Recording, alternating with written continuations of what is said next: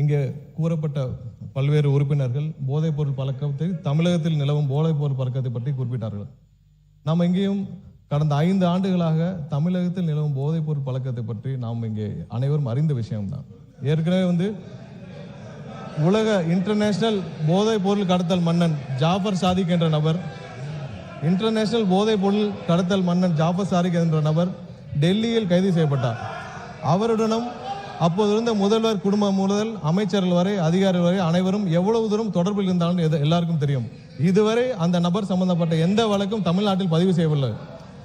கடந்த 5 ஆண்டுகளில் எல்லா வகையிலும் போதைப் பொருள் கல்லூரியிலிருந்து எல்லா இடங்களும் அதிகமாக இருக்கிறது என்பதில் எந்த மாற்று கருத்தும் இல்லை. அதை தடுக்க மாண்புமிகு முதலமைச்சர் அவர்கள் அனைத்து வகையிலும் தேவையான சட்டப்பூர்வ நடவடிக்கைகளும் அனைத்தையும் எடுத்துக்கொண்டிருக்கிறார். நமது அரசின் கொள்கையும் போதைப் பொருள் அனைத்து வகையிலும் கட்டுப்படுத்த வேண்டும் என்பதுதான் முதலமைச்சருடைய முக்கிய கொள்கை. இந்த கடந்த ஆட்சியில் இந்த ஜாஃபர் சாதிக் போன்ற இன்டர்நேஷனல் போதை கடத்தல் மன்னன் எப்படி முதலமைச்சர் குடும்பம் முதல் அனைத்து அமைச்சர்கள் வரை தொடர்பில் இருந்தாரோ, அது போன்ற எந்த ஒரு சம்பவமும் இதுமேல் நடக்காமல் தடுப்பதற்கான தேவையான அனைத்து நடவடிக்கைகளையும் முதலமைச்சர் கண்டிப்பாக எடுப்பார் என்பதை உறுதியாக சொல்லிக்கிறோம். எதிர்கட்சி தலைவர் பாருங்க, மாண்புமிகு எதிர்கட்சி தலைவர் என்ன அவர் அலோவ் பண்ண போறீங்களா இல்லையா? அவர் அலோவ் பண்ணுங்க. எதிர்கட்சி தலைவர் சொன்ன பிறகு நீங்களே எப்படி உட்காருங்க, எல்லாரும் நீங்க பேசுங்க, மற்றவங்க எல்லாம் உட்காருங்க. எதிர்கட்சி தலைவர் நான் சொன்ன பிறகு அவர் கட்சியை சேர்ந்து நின்று கொண்டு இப்படி செய்வது சரியல்ல. நீங்க மட்டும் பேசுங்க. மாண்புமிகு பேரவைத் தலைவர்களே, நம்முடைய அமைச்சர் அவர்கள் சம்பந்தப்பட்ட ஒரு நபரின் பெயரை சொல்லி குறிப்பிட்டு பேசியிருக்கிறார். அந்த சம்பந்தப்பட்ட நபர் மீது அப்படி ஒரு குற்றச்சாட்டை எழுந்ததுமே எங்களுடைய தலைவர் அவர்கள் உடனடியாக அவரை கைது செய்து அவருடைய கட்சியிலிருந்தே உடனடியாக நீக்கிவிட்டோம். ஆனால் இவங்களுடைய ஆட்சியில் என்ன லட்சணத்தில் நடந்துகிட்டு இருக்கு என்பதை இன்னைக்கு மக்கள் பார்த்துக்கிட்டு இருக்கிறாங்க. இன்றைக்கு ஒரு அமைச்சரே ஐபிஎல் மேட்ச்ல பவுடர், இன்னைக்கு அமைச்சர் ஐபிஎல் உட்காருங்க முடிக்கட்டும்.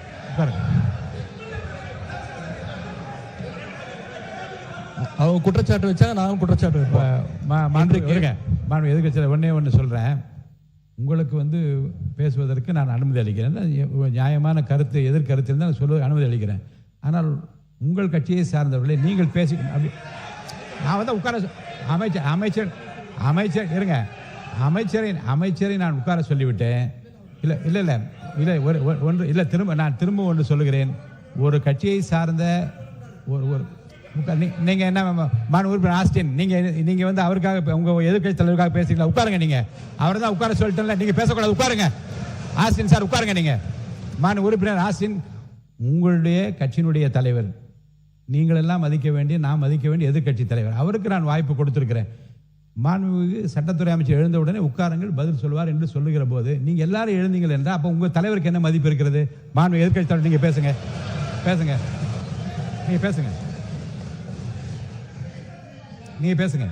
மாண்புமிகு பேரவைத் தலைவர்களே, ஒரு அமைச்சரே ஐபிஎல் மேட்ச்ல பவுடர் நுணுக்கிக்கிட்டு மாத்திரை நுணுக்குன்னு கதை விட்டாரு. அவர்கிட்ட உங்களுடைய காவல்துறை ஏதாவது விசாரணை நடத்துச்சா? அவர் மேல ஏதாவது நடவடிக்கை எடுத்திருக்கீங்களா? அது மட்டும் இல்ல, சமீப காலமா ஆளுங்கட்சியை சேர்ந்த பலர் போதைப் பொருள் வழக்குல தொடர்ந்து கைது செய்யப்பட்டு வருகிறார். நீங்க இதுக்குரிய ஆதாரங்கள்லாம் நீங்க இல்லாம நீங்க பேசக்கூடாது. அமைச்சர் அவர்கள் பேசுறதுக்கு ஏதாவது ஆதாரம் கேட்டிருக்கீங்களா? அமைச்சர் அவர்கள் பேசுறதுக்கு ஏதாவது ஆதாரம் இருக்கா? நாங்கள் உடனடியாக கைது செய்யப்பட்டிருக்கோம், அவர் கட்சியிலிருந்து நீக்கி இருக்கிறோம். உங்களுடைய அமைச்சர் ஐபிஎல் மேட்ச்ல பவுடர் நுணுக்கிட்டு இருந்ததை இன்றைக்கு உலகமே பார்த்துச்சு. பல்வேறு விமர்சனங்கள் வந்துச்சு. குழந்தைக்கு மாத்திரை கொடுத்தேன்னு கதை விட்டாரு. அதற்காக ஏதாவது விசாரணை நடத்திருக்கிறீங்களா? புகார் எடுத்திருக்கிறீங்களா? ஏதாவது நடவடிக்கை எடுத்திருக்கீங்களா? கேட்க விரும்புகிறாங்க. மாண்புமிகு முன்னவர், அவை முன்னவர். மாண்புமிகு பேரவைத் தலைவர் அவர்களே, மாண்புமிகு எதிர்க்கட்சி தலைவர்கள் குற்றச்சாட்டுகள் சொல்வதற்கு முன்னால் ஒன்றின் பின் ஒன்றாக பல குற்றச்சாட்டுகள் இங்கே சொன்னார்கள். அதற்கான ஆதாரத்தை உங்களிடத்திலே தந்து அதற்கு பிறகு அவர் பேசியிருக்கிறார் என்பதை நான் அறிய விரும்புகிறேன்.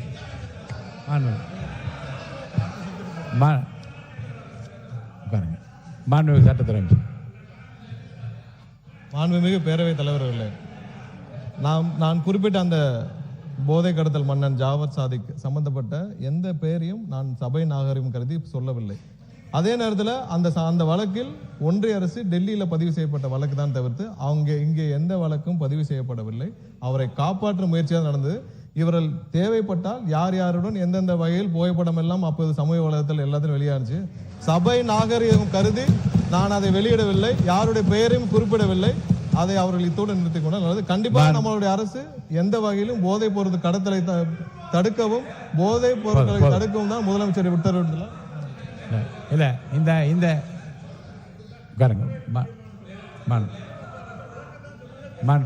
உறுப்பினர்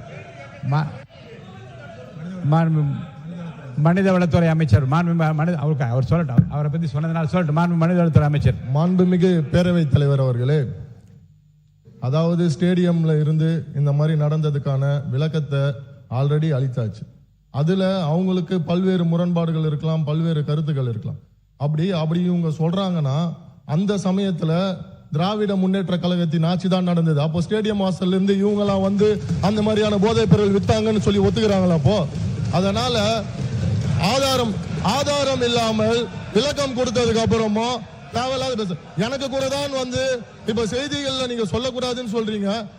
என்னோட அதாவது என் துறையை சார்ந்த கிட்டத்தட்ட அரசு வேலை கொடுக்கறதா சொல்லி 888 கோடி ஊழல் பண்ணிருக்காங்க. எனக்கு பல்வேறு முரண்பாடுகள் இருக்கு.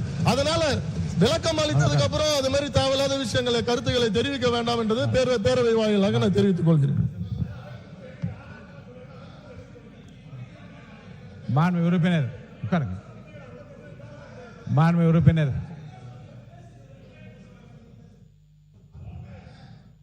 பேரவைத் தலைவர் அவர்களே, அவரை பற்றி குற்றச்சாட்டு சொன்னால் அதற்கு பதில் சொல்லிட்டாரு.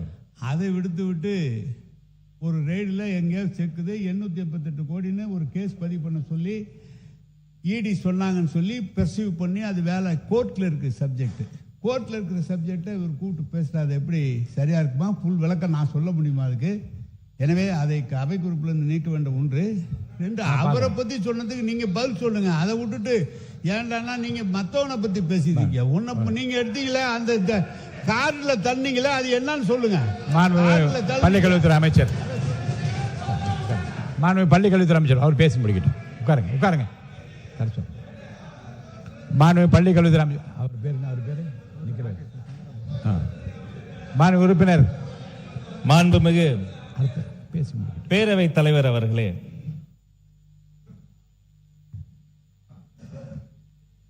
தமிழ்நாட்டை பொறுத்தவரை பள்ளிக்கூடங்கள், கல்லூரிகள், கல்வி சாலைகள் என்பது வறிய ஏழை எளிய மக்களினுடைய அந்த பெற்றோர்களினுடைய வாழ்நாள் கனவை ஒரு குழந்தை நிறைவேற்றுவதற்கான ஒரு வாய்ப்பு. ஒரு பள்ளிக்கூடத்திலும் ஒரு கல்லூரியிலும் வன்முறை சம்பவங்களோ போதை பழக்க வழக்கங்களோ எதுவும் நடைபெற கூடாது என்பதுதான் அரசியல் மாச்சரியங்களை தாண்டி இந்த அரங்கில் இருக்கக்கூடிய அத்தனை மாமன்ற உறுப்பினர்களினுடைய எண்ணமாகவும் இருக்கிறது. அதே சமயம் இந்த சம்பந்தப்பட்ட அந்த கோவை வழக்காக இருக்கட்டும், திருவற்றூரில் பாதிக்கப்பட்ட அந்த குழந்தையினுடைய வீடாக இருக்கட்டும், பாதிக்கப்பட்ட ஒவ்வொரு குழந்தையும் எங்கள் குழந்தை. பறிகொடுத்திருக்கிற ஒவ்வொரு குடும்பமும் அவர்களின் பரிதவிப்பு எங்கள் பரிதவிப்பு. அவர்களுக்கு வந்திருக்கக்கூடிய இழப்பு ஈடு செய்ய முடியாத இழப்பு. முதல் விஷயம், அந்த குடும்பத்திற்கு தேவைப்படக்கூடிய முழுமையான நேர்மையான போலீஸ் விசாரணை. எந்த சார்பு தன்மையும் இல்லாமல், அரசியல் தலையீடு இல்லாமல் நேர்மையான முறையில் போலீஸ் விசாரணை நடைபெற வேண்டும் என மாண்புமிகு முதல்வர் அவர்களின் உத்தரவுக்கிணங்க காவல்துறையை நாங்கள் வலியுறுத்தி இருக்கிறோம். 2, அந்த பரிதவித்து மிகப்பெரிய சோகத்தில் ஆழ்ந்திருக்கிற அந்த குடும்பத்தினுடைய துன்பத்தில் நாங்கள் பங்கெடுக்கிறோம், துயரத்தில் துணை நிற்கிறோம். அவர்களுக்கு உடனடியாக SC/ST பிரிவின் கீழ் வழக்கு பதிவு செய்யப்பட்டு அவர்களுக்கு உரிய அந்த இழப்பீடு நாம் பேசிக் கொண்டிருக்கக்கூடிய இந்த தருணத்திலேயே அந்த குடும்பத்தாரினுடைய கணக்கில் வரவு வைப்பதற்கான அந்த வேலையும் முன்னெடுத்திருக்கிறோம். மேலும் அவர்களுக்கு தேவைப்படுகிற அனைத்து வகையான உதவிகளும், எத்தனை உதவிகள் செய்தாலும் அந்த ஒரு குழந்தை செல்வத்தினுடைய விலை மதிப்பில்லாத உயிருக்கு ஈடு இணை ஆகாது. இருந்த போதும் அந்த குடும்பம் தேவைப்படுகிற அத்தனை உதவிகளும், குடும்பத்தில் ஒருவருக்கு அரசு வேலை, அவர்களுக்கு ஒரு பாதுகாப்பு, நேர்மையான விசாரணை. தமிழக வெற்றிக் கழகத்தை பொறுத்தவரை ஒன்றே ஒன்றுதான், இதை போன்ற வழக்குகளில் நீதி நிலைநாட்டப்பட வேண்டும். அதில் என்ன இருக்கிறது? உண்மையில் அங்கு குழு மோதலா, ஒருவேளை போதை பழக்கம் இருக்கிறதா, வேறு ஏதேனும் சமூக விரோதிகள் இந்த மாணவர்களை ஆட்டி வைக்கிறார்களா, அங்க இருக்கக்கூடிய ஆசிரியர்களினுடைய உண்மைத்தன்மை என்ன, கல்லூரிகளில் இதற்கு முன்பு ஏதோ சண்டைகள் வன்முறை சம்பவங்கள் நடந்தால் அதனுடைய வரலாறு என்ன, இனி இதை போல் நடக்காமல் இருப்பதற்கு என்ன செய்வது என்பதில் முழுமையான நேர்மையான விசாரணை நடக்க வேண்டும் என்பதில் எங்களுக்கு மாற்று கருத்தே இல்லை. அவர்களுக்கு தேவையான உதவிகள், அவர்கள் என்னென்ன கோரிக்கைகளை வைக்கிறார்களோ அதை அதிகாரிகளோடு கலந்து பேசி அவர்களுக்கு உரிய உதவிகள் என்பதை செய்ய வேண்டியது எங்களுடைய கடமை, கேட்க வேண்டியது அவர்களின் உரிமை என்பதையும் இந்த நேரத்தில் பதிவு செய்து கொள்கிறேன். நேற்றைய தினம் எங்களுடைய மாண்புமிகு சமூக நீதித்துறை அமைச்சரும் எங்களுடைய மாண்புமிகு அமைச்சர் சம்பத் அவர்களும் கோவைக்கே நேரில் சென்ற அந்த குடும்பத்தினுடைய துன்பத்தில் பங்கெடுத்தார்கள். நேற்றைய தினம் பள்ளிக்கல்வித்துறை அமைச்சராக நானும், அன்பிற்கினி சகோதரர் மாண்புமிகு பொதுப்பணித்துறை அமைச்சர் ஆதவ் அவர்களும் திருவெற்றூர் வீட்டிற்கே நேரில் சென்று அந்த தாயின் கரம் பிடித்து, தந்தையின் கைப்பிடித்து அவர்களினுடைய துன்பத்தை ஈடு இணை செய்ய முடியாத ஒரு மிகப்பெரிய இழப்பிற்கு எங்களுடைய ஆறுதலை தெரிவித்தோம். மேலும் திருவெற்றூர் சம்பவத்தை பொறுத்த வரைக்கும் அந்த குழந்தை தனுஷ், சின்னஞ்சிறு சிறுவன், அந்த குழந்தையின் மீது தாக்குதல் சம்பவம் நடத்திய அவர்களும் சிறுவர்கள். அந்த வழக்கில் ஒருவரை தவிர அத்தனை பேருமே மைனராகவும் இருக்கிறாங்க. அப்ப இந்த பிரச்சனையை பார்க்கிற பொழுது மிகவும் வேதனையாக இருக்கிறது. அந்த பாதிக்கப்பட்ட குடும்பத்தை பொறுத்த வரைக்கும் ஒரு எதிரி கூட தப்பித்து விடக்கூடாது என்பதில் அவர்கள் மிகவும் உறுதியாக இருந்தார்கள். அந்த தாயினிடம் நாங்கள் வாக்களித்திருக்கிறோம்.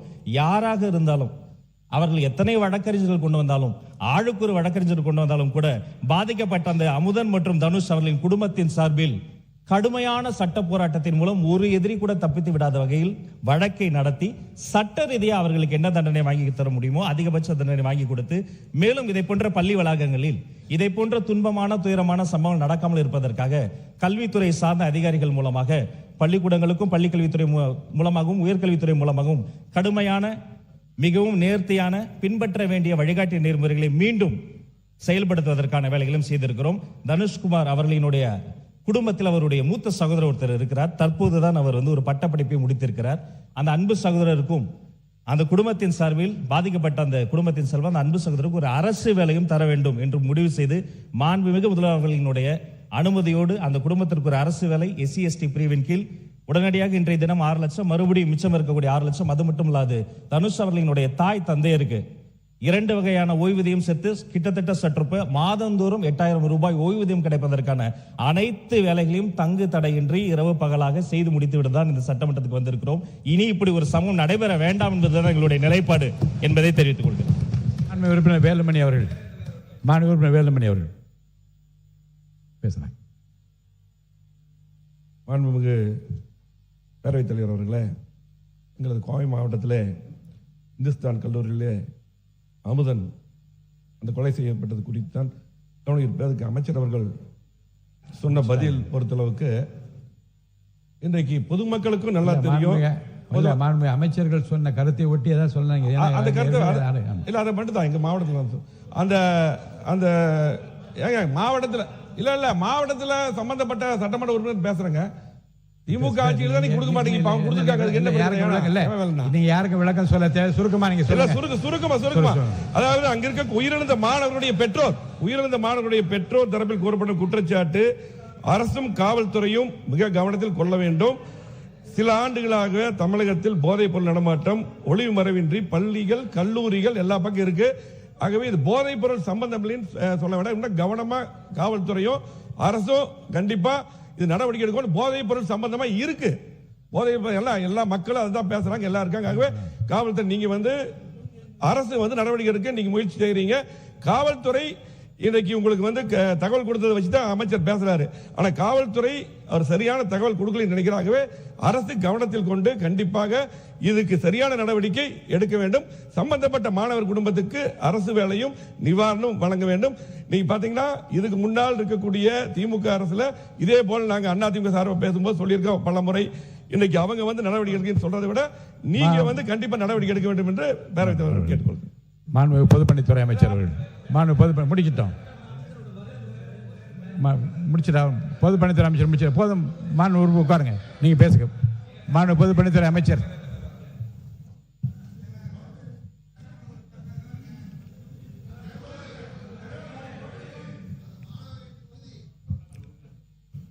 மாண்புமிகு பேரவைத் தலைவர் அவர்களே, 100 நாள் ஆட்சி அடுத்த 25 வருடங்களுக்கான ஒரு அடித்தளத்திற்கான மக்கள் ஆட்சி. இந்த ஆட்சியை உருவாக்கியது இளைஞர்களும் பெண்களும். அதற்கு நாங்கள் எப்பொழுதும் உண்மையா இருப்போம். எங்களுடைய முதலமைச்சர் இறந்த எங்களுடைய சகோதரர்கள்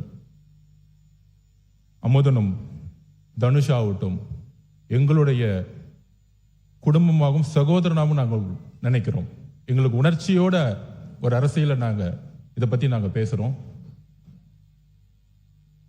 இதை பற்றி மாண்புமிகு 2 அமைச்சர்களும் விளக்கினார்கள். என்ன நடந்தது, அதற்கான தகுந்த நடவடிக்கை என்ன அப்படி என்று. குறிப்பாக ட்ரக்ஸ், போதை ஒரு முக்கியமான பிரச்சனைங்கிறது மாண்புமிகு அனைத்து கட்சி சட்டமன்ற உறுப்பினர்களும் மூத்த உறுப்பினர்களும் அது கடுமையான நடவடிக்கை எடுக்கணும். காவல்துறை உடைய அறிக்கையை மட்டும் நீங்கள் நம்பாதீங்க அப்படிங்கிறத பதிவு பண்ணாரு. குறிப்பாக கம்யூனிஸ்ட் கட்சியுடைய தோழர் ஆகட்டும், அதிமுகவுடைய சட்டமன்ற உறுப்பினராகட்டும், அனைத்து கட்சி உறுப்பினர்களாகட்டும், நாங்கள் உறுதியாக கூறுகிறோம், காவல்துறையுடைய அறிக்கையா இல்லை காவல்துறையா இல்லை இறந்த சகோதரியின் தாய்னா எங்க முதலமைச்சர் ஒரு தாய் பக்கம் தான் நிற்பார். உறுதியாக சொல்றோம். விசாரணையில் எந்த விதமான அழுத்தங்களும் இந்த ஆட்சியில் எப்பொழுதும் ஏற்படாது. அரசியல் அழுத்தமா இருக்கட்டும். நேற்றே நானும் முதலமைச்சருடைய ஆணையின்படி நானும் திரு ராஜ்மோகன் அவர்களும் பள்ளித்துறை அமைச்சரும் சென்றோம். தனுஷ் அவர்களுடைய வீட்டில் சென்றோம். ஒரு குடும்பத்தை சந்தித்தோம். 4 கோரிக்கை வச்சாங்க. கிட்டத்தட்ட 12 பேர் கைது செய்யப்பட்டிருக்கீங்க. இன்னும் சில பேர் இதில் இருக்காங்கன்னு சொல்ல உடனடியாக முதலமைச்சரோட கவனத்துக்கு சொன்ன விசாரணை நடந்துகிட்டு இருக்கு. இறந்த தனுஷோடைய அடக்கம் இடத்துல ஒரு கல்லறை வேணும்னு சொன்னோம். உடனடியாக முதலமைச்சர் அந்த கல்லறைக்கான இடத்தை ஐடென்டிஃபை பண்ண சொல்லியிருக்கிறாரு.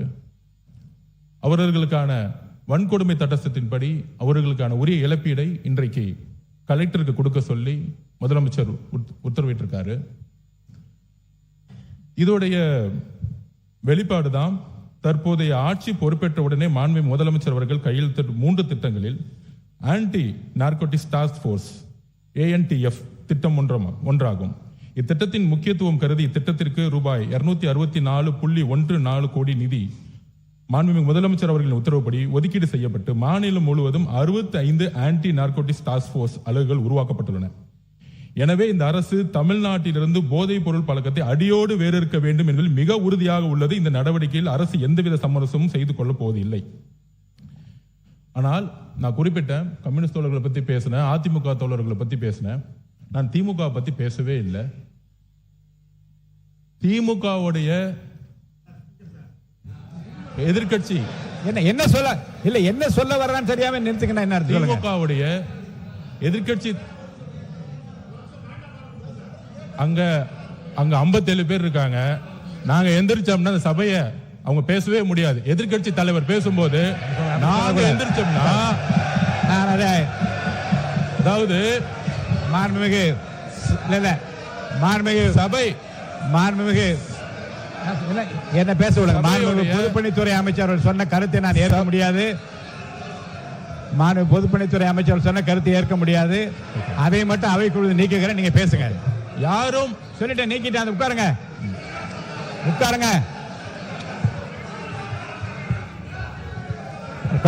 உட்காருங்க. மாண்புமிகு பொதுப்பணி இல்லைங்க.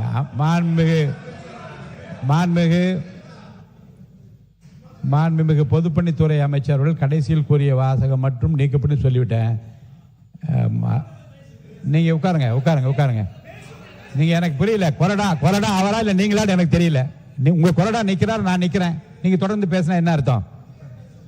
மாண்புமிகு பொதுப்பணித்துறை அமைச்சர்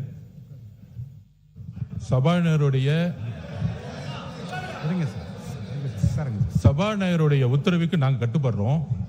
நாங்க சொல்ல வந்ததுன்னா எதிர்க்கட்சி தலைவர் பேசும்போது அரசின் மீது பல்வேறு குற்றச்சாட்டுகள் வைத்தார். நாங்கள் ரொம்ப அமைதியா இருந்தோம். ஒரு குரல் கூட நாங்க பேசல. ஆனால் ஒரு ஜனநாயகப்படி எங்களுடைய கருத்துக்களை கேட்க வேண்டும். அதற்கு எதிர்க்கட்சி தலைவராக இருக்கும் கொறடாவும் அதுக்கு ஒரு ஆணையிடணும்.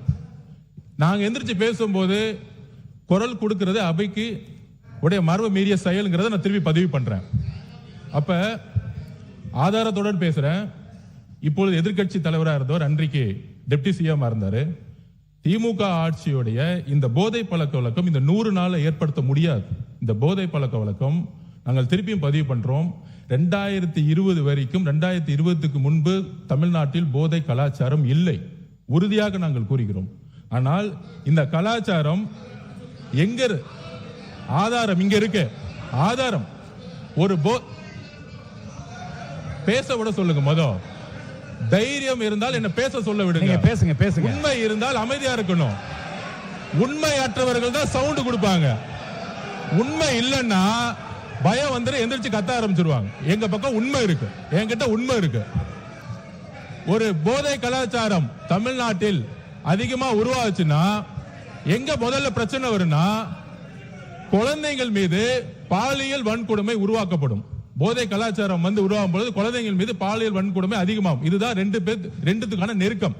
அதுல 2020 தமிழ்நாடுடைய காவல்துறை அறிக்கை சொல்றேன். 2020 4338 கேஸ் போஸ்கோ வழக்கு. 2021 6064, கிட்டத்தட்ட 2000 கேஸ் இன்க்ரீஸ் ஆயிருக்கு. 2022 6580 கேஸ். 2023 6968 கேஸ். 2023 இருந்து 2024 குறிப்பாக இதை நோட் பண்ணிக்குவாங்க மாண்பு பேரவைத் தலைவர்களே. 6968 இருந்து 10,046 40% போக்சோ வழக்கு அதிகமா இருக்கு. அப்பொழுது இப்ப நாங்க ஆன்டி ட்ரக்ஸ் போர்ஸ் போட்டிருக்கோம். எங்களுடைய முதலமைச்சர் பிரச்சாரத்தை உருவாக்கி இருக்காங்க. முக்கியமான இன்னொரு ப்ரூஃப் சொல்றோம். மாண்புமிகு எதிர்க்கட்சி தலைவர் இதை பத்தி சொல்லணும். முக்கியமான ஒரு ப்ரூஃப், பாலியல் தொந்தரவில் 2.5 வயது பெண் குழந்தை பலி. கற்பழிச்சது திமுகவுடைய உறுப்பினர். 2.5 வயது குழந்தையை கற்பழிச்சது 2.5 வயது குழந்தையை கற்பழி திமுகவுடைய உறுப்பினர். இதை பத்தி இதற்கு முன்பு டெப்டி சிஎம் இருந்த இன்றைக்கு எதிர்க்கட்சி தலைவர் 2.5 வயது குழந்தையை திமுக உறுப்பினர் கற்பழிக்க பொழுது என்ன பேசினார், என்ன நடவடிக்கை எடுத்தாங்க? போதை ஆன்டி ட்ரக்ஸ்க்கு எதிராக எத்தனை மீட்டிங் இந்த 5 வருஷமா பதிவு பண்ணாங்க. அயலகத்துறை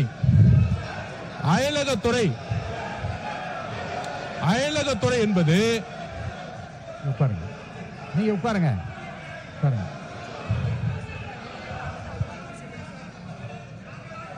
அதாவது அயலக யாராவது அயலகத்துறை என்பது உட்காருங்க. நீங்க உட்கார சொல்லுங்க. மாண்புமிகு அவர் பேசி முடிக்கட்டும். மாண்புமிகு பொதுப்பணித்துறை அமைச்சர் அவர்கள்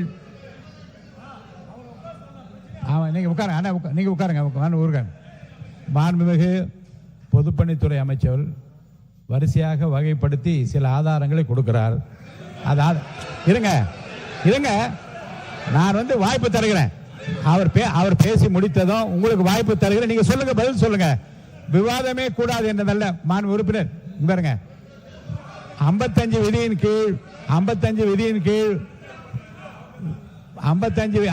விதியின் கீழே கருத்து சொல்வதற்கு நான் அனுமதி அளித்திருக்கிறேன். அவர் கருத்து சொல்றாரு. அதில் மாறுபட்ட கருத்து இருந்தால் உங்களுக்கு நான் அனுமதி தரேன். நீங்க பதில் சொல்லுங்க.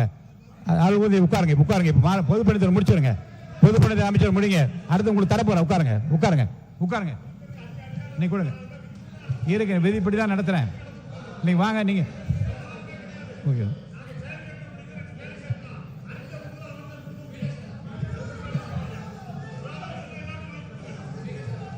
நான் வந்து எதிர்க்கட்சி தலைவருக்கு முழுமையா பேச வாய்ப்பு கொடுத்து தவறுன்னு சொல்றீங்களா? நீங்க அப்போ எவ்வளவு சொன்னார். நான் அமைதியான கேட்டு இருந்தேன். எல்லாம் உறுப்பினருக்கு அது பதில் சொல்ற உரிமை அவருக்கு இருக்கிறது இல்லையா? இல்லைங்க, மாண்பு எதிர்க்கட்சி தலைவர் பேசுகிற போது கவன ஈர்ப்பு தீர்மானத்தை தாண்டியும் தமிழ்நாடு முழு நடந்த பல சம்பவங்களை சொல்லுகிற போது அமைதியாக கேட்டு அதுக்கு பதில் சொல்வதற்கு உரிமை ஒரு கலெக்டிவ் ரெஸ்பான்சிபிலிட்டி மந்திரிகளுக்கு இருக்கிறது. முதலமைச்சர் இல்லாவிட்டாலும் கூட ஒரு கலெக்டிவ் ரெஸ்பான்சிபிலிட்டி அடிப்படையில் அமைச்சர்கள் பதில் சொல்லுவார்கள். அவர் பேசி முடிக்கட்டும். உங்களுக்கு தர வாய்ப்பு தரம் பேசுங்க. சொல்லுங்க. மாண்புமிகு பேரவைத் தலைவர்களே, இந்த ஆதாரங்கள் எல்லாம் திமுக ஆட்சியில் போலீஸ் கொடுத்த அறிக்கை. இது வந்து தமிழக வெற்றி கழகத்தோட அறிக்கை கிடையாது. இது போலீஸ் முன்னாள் முதலமைச்சர் மு க ஸ்டாலின் அவர்கள் ஹோம் மினிஸ்டரா இருக்கும் பொழுது அன்றைக்கு கொடுத்த டிஜிபி, அன்றைக்கு கொடுத்த இருந்த எஸ்பிக்கள் கொடுத்த ஆதாரம். இது போக்சோ வழக்கு கிட்டத்தட்ட 40-60% ஒவ்வொரு ஆண்டும் ஏறி இருக்கு. 2.5 வயது 2.5 வயது குழந்தையை கற்பழித்து திமுக உறுப்பினர்னு எஃப்ஐஆர் போட்டது உங்களுடைய அரசு தான். அதை தான் நாங்க பதிவு பண்றோம். அதுவும் அதுவும் அதுவும் அதுவும் அதுவும் அதுவும் மக்களுடைய பிரஷருக்கு வந்த பிறகு அந்த நடவடிக்கை எடுத்தாங்க. அதனால இந்த போதை பழக்க வழக்கம்ங்கிறது 100 நாட்கள் உருவாக்கல, இதை அடித்தளத்தில் உருவாக்குனதே திமுக தான். அதனால்தான் மக்கள் உங்களை தூக்கி எறிஞ்சிருக்காங்க. உங்களுடைய தோல்விக்கான காரணம் போதை பழக்க வழக்கம். இதை நாங்கள் உறுதியாக இங்க பதிவு பண்ணிக்கிறோம். எங்களுடைய தலைவர் ஆட்சியில் உறுதியாக அரசியல் தலையீடு இல்லாமல் யாராக இருந்தாலும் கடுமையான கைது நடவடிக்கை எடுக்கப்படும் என்கிறதை நாங்கள் இங்கு உறுதி கொடுக்கிறோம்.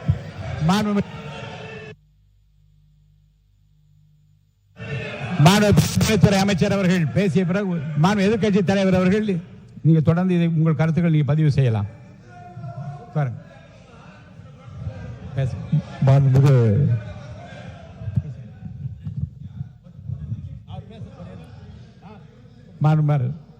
உறுப்பினர் மாண்புமிகு பேரவைத் தலைவர்களே,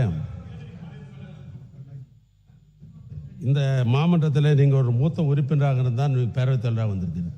விதிகள்லாம் உங்களுக்கெல்லாம் தெரியும். கேள்வி நேரத்திலும் சரி, கவன ஈர்ப்பு தீர்மானத்தில் குற்றச்சாட்டு சொல்லக்கூடாது என்பது நீங்கள் அடித்து கொடுத்திருக்க புத்தகத்திலே இருக்கிறது. எங்களுடைய எதிர்க்கட்சியினுடைய மாண்புமிகு எதிர்க்கட்சி தலைவர் அவர்கள் ஒரு அரசினுடைய கவனத்திற்கு இந்தந்த சம்பவங்கள்லாம் நடைபெற்றிருக்கிறது கவனத்தை தான் கொண்டு வரார். இல்லைங்க, கவனத்தில் குறிப்பிட்டிருக்கிற விஷயத்தை பற்றி மட்டும் தான் பேச அனுமதியை தவிர தமிழ்நாடு முழுவதும் சம்பவங்களை வரிசைப்படுத்துகிற போது பதில் சொல்ற உரிமை நான் உங்களுக்கு தரணுமா இல்லையா? ஒரே நிமிஷம். ஆனால் எங்கள் ஒன்னே குற்றச்சாட்டு சொல்லக்கூடாது, விதி புஸ்தகத்தில் தான் சொல்றேன். அவர் ஒரு கவனத்துக்கு கொண்டு வர்றார்.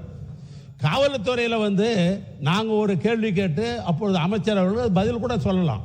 ஆனால் கவன ஈர்ப்பு தீர்மானத்திலோ அல்லது ஒத்திவைப்பு தீர்மானத்தில் அரசாங்கம் விளக்கம் தான் தரணும் மொழியை நான் கேட்குற கேள்விக்கு நீங்கள் சொல்கிறோம், நாங்கள் எதிர்குற்றச்சாட்டு சொல்கிறோம் அப்படி என்பது இது வரைக்கும் விதி மரபுகள் அல்ல. அதை நீங்கள் கடைபிடிக்கணும்னு நான் கேட்டுக்கொள்கிறேன். இப்போ நம்முடைய பொதுப்பணித்துறை அமைச்சர் சொல்றதற்கு எங்களுடைய எதிர்க்கட்சி தலைவர் அவர்கள் இப்பொழுது பதில் சொல்வார். மாண்புமிகு எதிர்க்கட்சி தலைவர் அவர்கள்.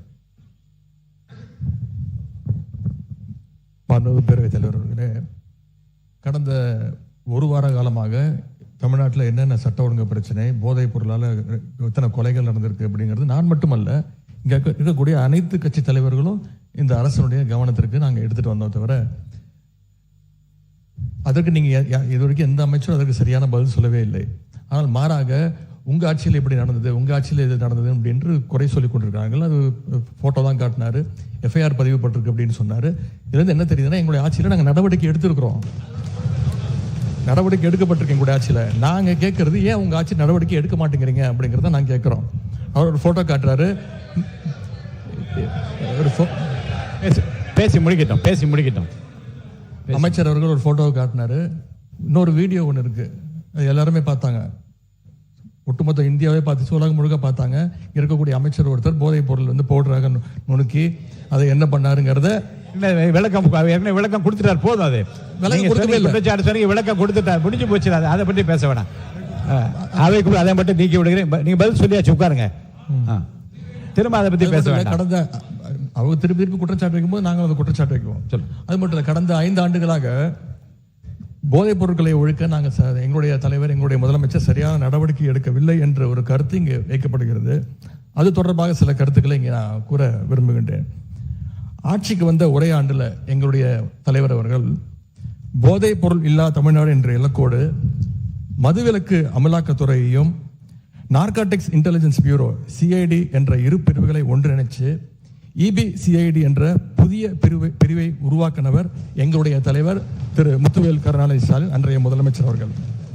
அவர் அன்றைக்கு அப்படி செயல்பட்டதால் தான் கடந்த 5 ஆண்டு கால திராவிட மாடல் ஆட்சியில் இதுவரை இல்லாத அளவுக்கு ஒரு விழிப்புணர்வை ஏற்படுத்தி போதைப் பொருட்களை தொடர்ந்து எங்களுடைய அரசு பறிமுதல் செஞ்சது. இது தொடர்பான புள்ளி விவரங்கள் தேவைப்பட்டாலோ அவர்கிட்ட இருக்கு, அமைச்சர்கிட்ட இருக்கு. கூடுதல் தகவல் தேவைப்பட்டாலோ அதை நாம் எங்கேயும் போய் தேட வேண்டிய அவசியம் இல்லை. இந்த ஆட்சியில் இன்றைக்கு சென்னை மாநகர கமிஷனராக நியமிக்கப்பட்டுள்ள திரு அமல்ராஜ் IPS அவர்கள்கிட்ட இந்த அரசு கேட்டுச்சுன்னா அவரே இந்த தகவல்களை தெளிவாக எடுத்து கொடுத்துருவார். ஏன்னா அவர் தான் இன்னைக்கு கமிஷனர் இருக்கிறாரு. இந்த EBCID பிரிவை தலைமையேற்று நடத்தியவரும் அவர்தான். அவர்கிட்ட கேட்டால் கரெக்டாக சொல்வார், எத்தனை டன் கஞ்சாவை பறிமுதல் பண்ணோம், எத்தனை பேரை நாங்கள் கைது செஞ்சிருக்கிறோம், சிறப்பு புகார் எண்கள் எத்தனை அறிவித்தோம், விழிப்புணர்வு நிகழ்ச்சிகள் எல்லா டேட்டாவும் அவர்கிட்ட இருக்கு.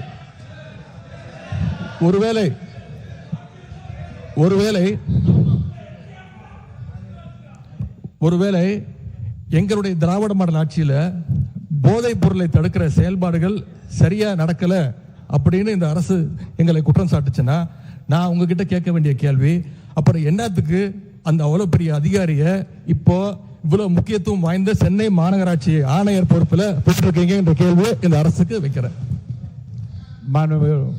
பொதுப்பணித்துறை அமைச்சர், நீங்க இல்ல இது குற்றச்சாட்டு அல்ல.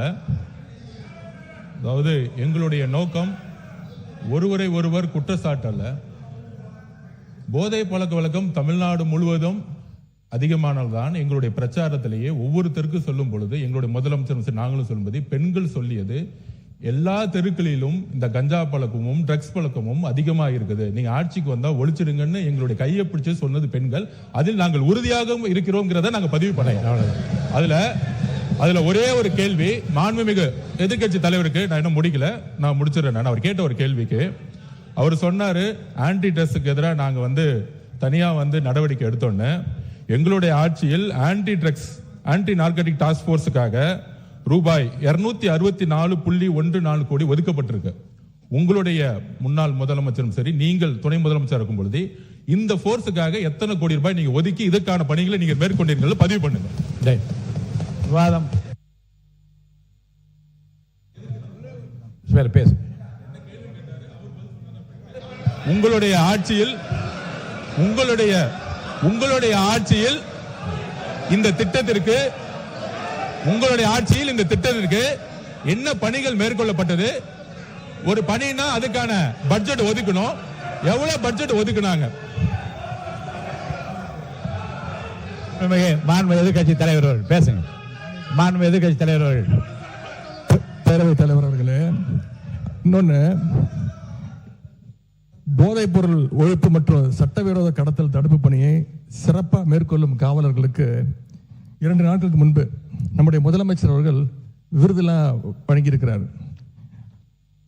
விருது எதற்காக பார்த்தீங்கன்னா, போதைப் பொருள் ஒழிப்பு மற்றும் சட்டவிரோத கடத்தல் தடுப்பு நடவடிக்கையை சிறப்பாக மேற்கொண்டதற்காக, கடந்த ஒரு வருடமாக சிறப்பாக பணியாற்றியதற்காக 15 காவல்துறை அதிகாரிகள் மற்றும் காவலர்களுக்கு முதலமைச்சர் அவர்களே விருது கொடுத்திருக்கிறாங்க. அந்த 15 காவலர்களுமே எங்களுடைய ஆட்சி காலத்தில் பல்வேறு வழக்குகள்ல போதைப் பொருள் ஒழிப்பு நடவடிக்கையை சிறப்பா மேற்கொண்டவங்கன்னு இன்னைக்கு அரசு அறிக்கை கொடுத்திருக்கு.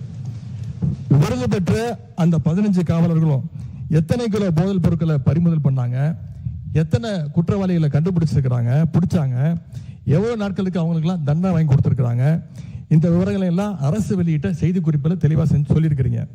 போதைப் பொருள் தடுப்புக்கு எங்க ஆட்சியில நடவடிக்கை எடுக்கல அப்படின்னா அப்புறம் என்னதுக்கு இந்த காவலருக்கு முதலமைச்சர் அவர்கள் விருது கொடுத்தார் அப்படின்னு இங்க நான் பதிய வைக்க விரும்புகிறேன். அதேபோல் அமைச்சர் அவர்கள் சில கேள்விகளை கேட்கிறாரு. அமைச்சர் அவர்கள் கேட்கிற கேள்விக்கு தான் நான் தான் பதில் சொல்லணும் அப்படின்னு அடம்பிடிக்கிறாரு. இன்னைக்கு நான் நம்முடைய அனைத்து கட்சி தலைவர்கள், எதிர்கட்சி தலைவர்கள்லாம் இன்னைக்கு இந்த என்ன சட்டம் ஒழுங்கு சம்பந்தமா பேசிட்டு இருக்கிறோம். அந்த சம்பந்தப்பட்ட அமைச்சர் இங்க இருக்கிறாரு, அவர் ஏன் இப்ப பதில் சொல்ல மறுக்கிறாரு என்பதை நான் கேட்க விரும்புகிறேன். உறுப்பினர் ராஜேஷ், ஒரு நிமிஷம் உட்காருங்க. ராஜேஷ், என்ன உங்க தொகுதின்னு ஏதோ சொல்ல வந்தீங்க, என்ன பிரச்சனை சொல்லுங்க. மாண்புமிகு பேரவைத் தலைவர் அவர்களே, இந்த கவன ஈர்ப்பு தீர்மானமானது அமுதனை பற்றியது. அமுதன் பார்த்தீங்கன்னா சகலாபுரம் சட்டமன்ற என் தொகுதியை சார்ந்த மாணவன் தான். கள்ளக்குறிச்சி மாவட்டத்திலிருந்து அதிகப்படியாக மாணவர்கள் கோயம்புத்தூர் கல்லூரியில தான் படிச்சுட்டு வராங்க பல ஆண்டு காலமா. ஏன் இதை வலியுறுத்தினா, இந்த போதை பழக்கத்தால அமுதன் இறந்தாருன்றது மாற்று கருத்தே இல்லை. போதை பழக்கம், அந்த அடிச்சு கொண்ட பசங்க எல்லாமே போதை பழக்கத்தில் தான் இருந்தாங்க. அந்த 20 பேருமே போதைப் பொருள் பயன்படுத்திய கல்லூரி மாணவர்கள். அவர்கள் ஒன்றும் கொலை குற்றவாளி கிடையாது. நான் ஏன் இதை சொல்றேன்னா 100 நாள்ல இந்த போதை பழக்கத்தை கத்துக்கிட்டாங்க. நாங்க உங்க ஆட்சியில் சொல்ல வரல. நீங்க எதுக்கு எடுத்தாலும் அம்மாவின் ஆட்சின்றீங்க. இந்த கொலை குற்றம் நடந்திருக்கு. அந்த பாதிக்கப்பட்ட அமுதன் தரப்புக்கு தேவையான உதவி செஞ்சுட்டீங்க, அரசாங்க வேலை தரேன்ட்டீங்க, நியாயமானது. ஒன்னே ஒன்று மட்டும் சொல்லிக்கிறேன், இந்த போதை பழக்கம் எங்க இருந்து வருது? பல வெளிமாநில கேரளாவில இருந்து வருது. நாம இந்த கவன ஈர்ப்பு தீர்மானமே மாணவர்கள் பாதிக்கப்படக்கூடாது, கஞ்சா பழக்கத்துக்கு ஆட்படக்கூடாதுன்னு நினைக்கிறோம். அதற்கான தீர்வு தான் இந்த சட்டமன்றம் எடுத்து போகணுமே தவிர போன ஆட்சியில் பண்ணிட்டீங்க இந்த ஆட்சியில் கேட்கல. அடுத்து சிறப்பு கவன ஈர்ப்பு தீர்மானம் போதுங்க. நீங்க உங்க தொகுதின்னு சொன்னதுனால உங்களுக்குரிய இடம் தர வேண்டும் என்று அனுமதித்தான் போதும்.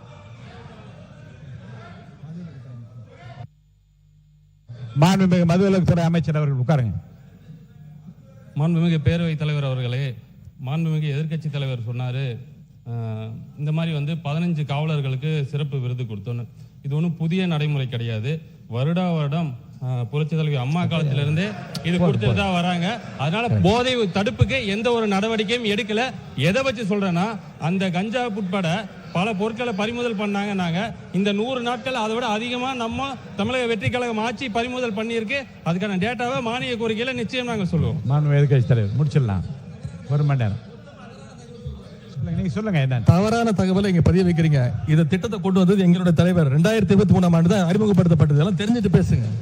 மாண்புமிகு உறுப்பினர் போதும். ஏறத்தாழ 1 மணி நேரம் இந்த பிரச்சனை எவ்வளவு முக்கியத்துவம் வாய்ந்தது என்பதற்காகவும் மாண்புமிகு உறுப்பினர் சொன்னாரு கேரளால இருந்து இது நிறைய சப்ளை ஆகுதுன்னு.